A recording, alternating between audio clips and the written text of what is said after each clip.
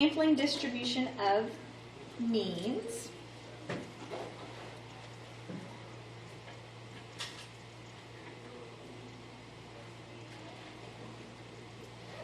The mean of a sampling distribution is still going to be notated with mu, but it's going to be mu with a sub x bar. Now remember, x bar tells us that it's a sample.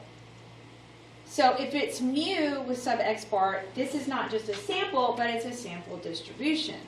So this is the mean of a sampling distribution. And it is equal to the population mean.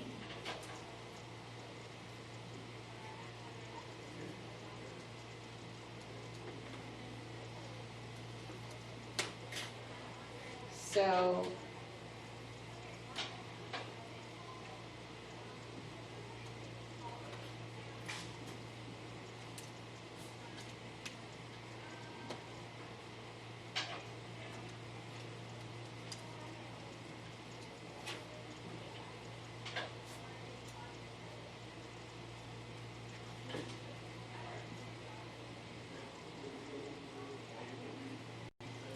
the standard error of the mean, or the standard deviation of the sampling distribution, is going to be sigma x bar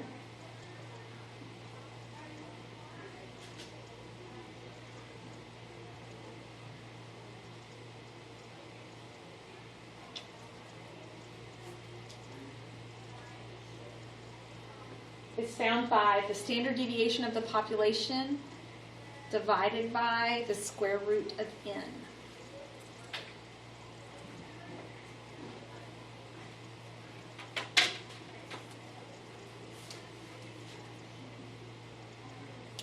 All right, so we're going to investigate a sampling distribution of means so you can kind of get a better idea of exactly what it is and what I'm talking about. So the first thing it says is look at a small population of numbers, 2, 4, 6, and 8. And then it says list all the possible samples of size 2. So, and with replacement. So I'm going to draw a number out, put it back, draw another number out. So I'm looking for sample sizes of 2. So I could draw out 2, 2, I could draw out 2, 4, I could draw out 2, 6, and I could draw out 2, 8. Then I could draw out 4, 2, 4, 4, 4, 6, and 4, 8. So draw out 6, 2, 6, 4, 6, 6, and 6, 8. Or I could draw out 8, 2, 8, 4, 8, 6, and 8, 8.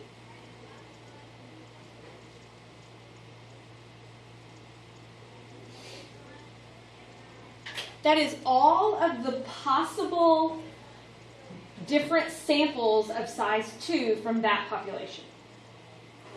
Is everybody following so far? Okay.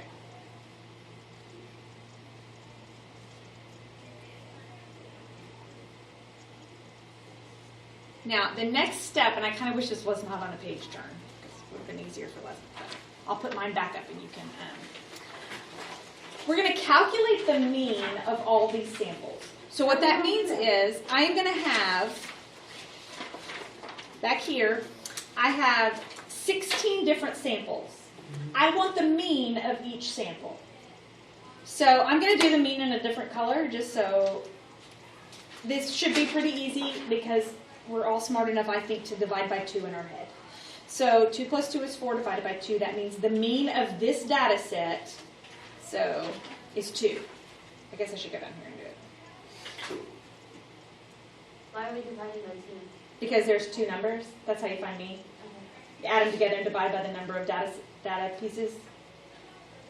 2 plus 4 is 6. Divided by 2 is 3. 2 plus 6 is 8. Divided by 2.